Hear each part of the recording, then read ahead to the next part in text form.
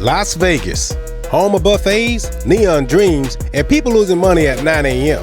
But today, I'm attempting something crazy, to eat like a billionaire in the middle of Formula One chaos without the billionaire price tag.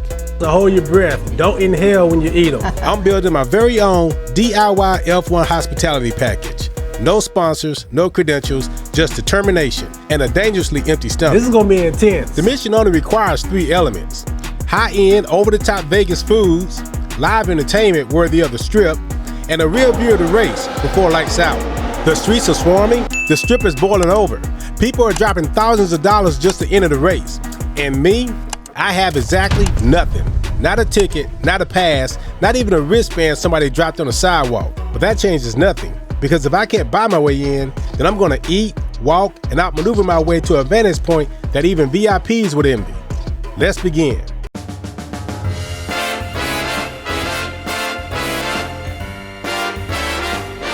With Formula One taking over Las Vegas this weekend, the Strip has turned into a financial war zone.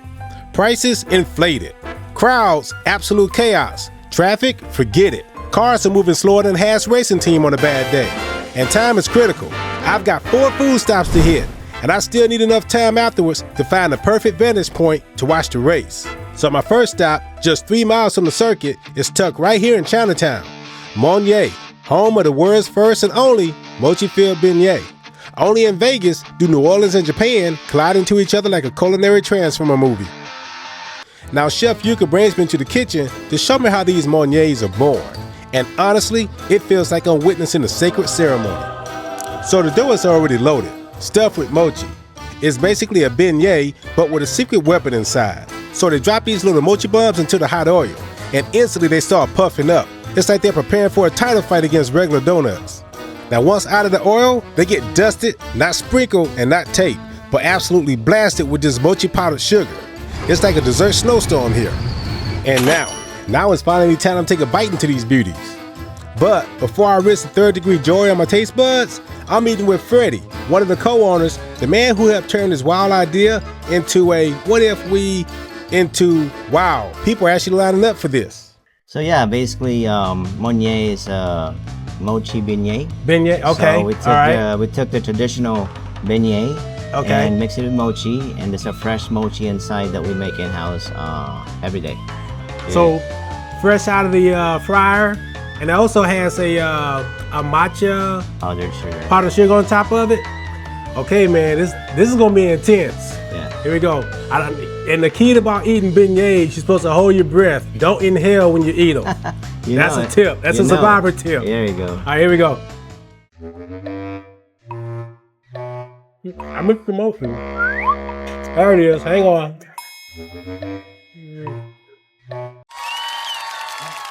Man. So it's definitely not your traditional beignet, but definitely a Japanese twist to it. That's speaking good, man. Right? Louisiana and Japan. There you go. Man, some of my favorite places. Man. And just when you thought this beignet couldn't get any better, add the yuzu sauce. It is a must try. It would change your life.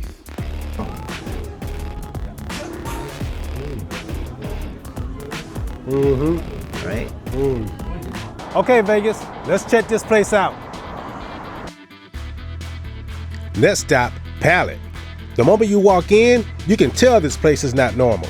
It looks like an art studio that fell in love with a dim sum restaurant, and then they decided to raise a family of edible sculptures. Because regular dim sum already takes skill, but making dim sum shaped like tiny animals, now that's peak Las Vegas energy. No other city wakes up and says, yeah, let's make soup dumplings that look like baby duck, and a pudding that jiggles like a nervous cartoon cat. All right, first dish coming in hot. Hold up, they put caviar on soup dumplings. This is like if your tax bracket suddenly woke up with a Michelin star. Ooh, that vinegar caviar pops. The broth punches straight through. The pork is rich, and the dumpling is nirvana. If a light may had a flavor, it tastes just like this. Look at this. This isn't food. This is a Pixar character on a plate. I feel like I need legal permission just to bite into something this cute. Don't know whether to eat this or play with it. On the outside, crispy like a tempura shell. Inside, soft mochi hugging that filling like a weighted blanket. And the filling, Pork, dried shrimp, rooted veggies, straight umami artillery fire. This might be one of the best things I've eaten all day, maybe even all year. All right, I thought the duck dumpling was peak cuteness. I was wrong, very wrong, because Palette is out here serving desserts that can legally qualify as emotional support animals. Look at this thing. This cat is jiggling like somebody whispered bath time, and now I'm about to pour raspberry sauce on it, which somehow makes it feel way worse. This isn't dessert anymore. This is a Disney crime scene. I'm expecting a talking teapot to burst in and stop me. And man, the coconut is silky, the raspberry cuts right through. This is disturbingly adorable and dangerously delicious. Now for the mango. I'm giving this poor penguin a milk bath like it's at a spa that doesn't pass health inspections.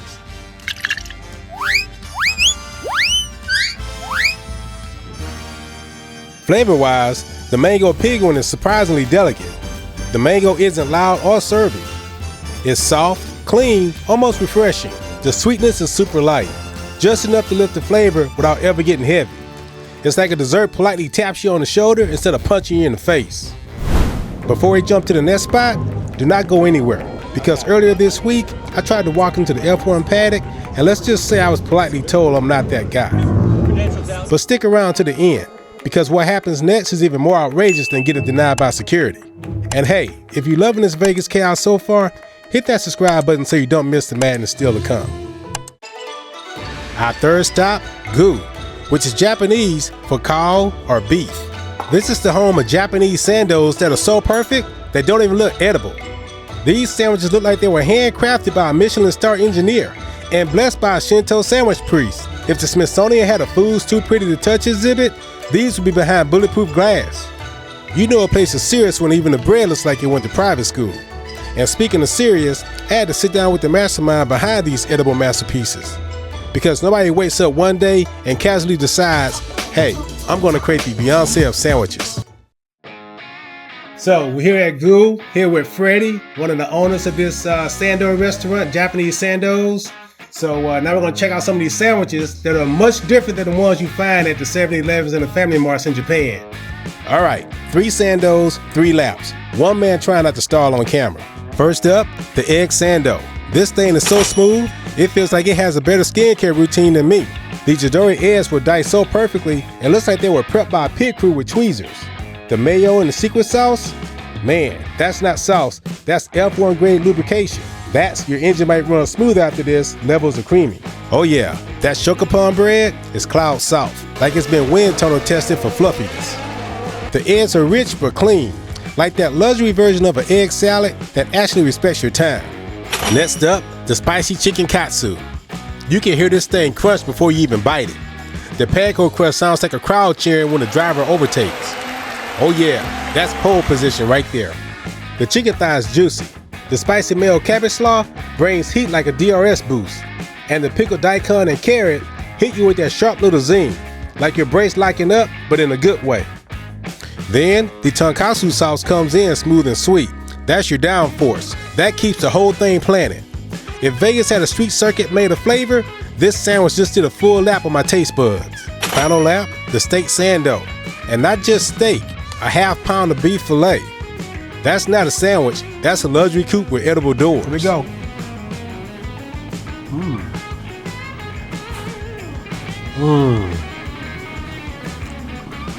The whole thing just melts. Either you're a big spender when you come to Vegas, or you're a big eater. Yeah.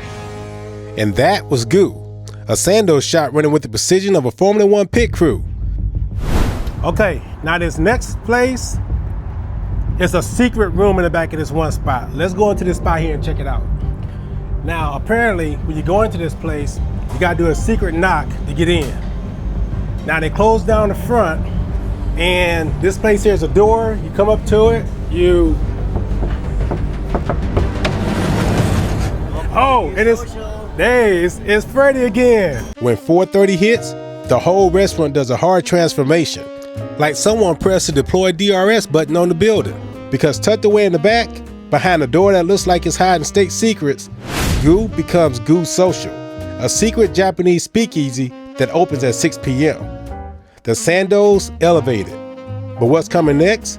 The full throttle, premium fuel, high octane dining experience. Let's roll. So just kind of tell us about it and the whole concept. So this is basically, we call it our speakeasy. So in the front is a Japanese sando by day. At night here, Thursday, Friday, and Saturday, Japanese speakeasy room, which, you know, we want to have a different, comfortable, very Japanese feel to it. Very intimate, but, you know, it's a very elevated, shareable Japanese tapas. Okay, so we got dish number 1 coming out. Okay, so what do we have here? All right, my friend. This right here, we call this our salmon tartare. Okay. And it's wild Scottish salmon on the base, layered with avocado on top, layered with masago, which are flying fish eggs. These are green for a reason. They're actually infused with wasabi and lime. We top it off with a quail egg, and we give you nori chips. Okay. We deep fried them. And then we've also put a little bit of togarashi, Japanese spice, around the side. All right, here we go. First bite. Now we all know that I struggle. Oh, the chip. Hang on. Put down the chip. So guys, I got fried nori with tempura on it. So we're gonna put a little bit of this on there. And my wife, she's one who always eats the wasabi, not me. But this is gonna be interesting. See how strong this wasabi is inside this dish. And I'm piling it on too, so if it's strong, I'm in trouble. All right, here we go, bottoms up.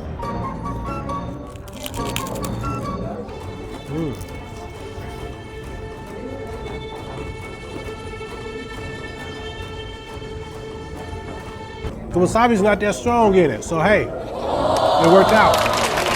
First dish down, and now the pressure's on. I've got 3 more dishes to go, and only 2 hours until lights out for the start of the race. And somehow, this menu still has wagyu and caviar waiting on deck. This is no longer dinner, this is a culinary pit stop. Next up, yakitori trio. A5 wagyu, pork belly, and chicken. All cooked over benchiton charcoal like they're being forged into edible samurai weapons. Try the chicken first.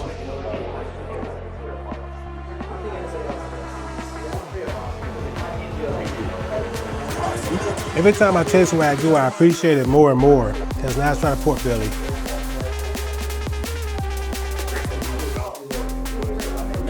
That pork belly is really rich. So Japanese street corn with shrimp. I don't have to worry about getting kernels stuck in my teeth biting off a cob. And a Japanese street corn was just crazy good.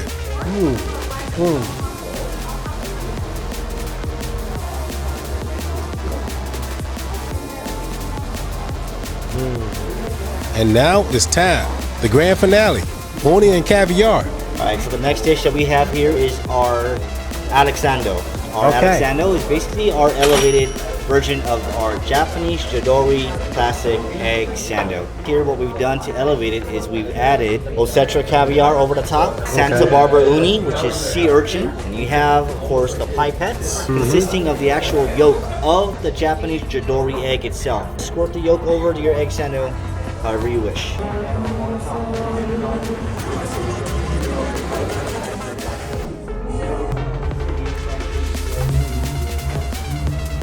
Who would have thought you could turn an egg sandwich into fine dining? Okay, I've conquered wagyu, I've survived caviar, I've taken down enough fine dining to qualify for a Michelin loyalty program. But now, the real challenge begins. I have to reach the Las Vegas Strip, secure a VIP vantage point, and witness the legend, Lewis Hamilton, before the lights go out and the engine scream. This is no longer dinner, this is destiny. Let's roll. Mission absolutely accomplished. I ate like a VIP and somehow became a VIP. Found a secret vantage point on the strip to see a great view of the race. And there he is, Lewis Hamilton, 7-time world champion. Now race day was wild and crazy, but there was one bite that really stuck with me throughout the entire day. And I have to say it was that egg sando with the uni and caviar.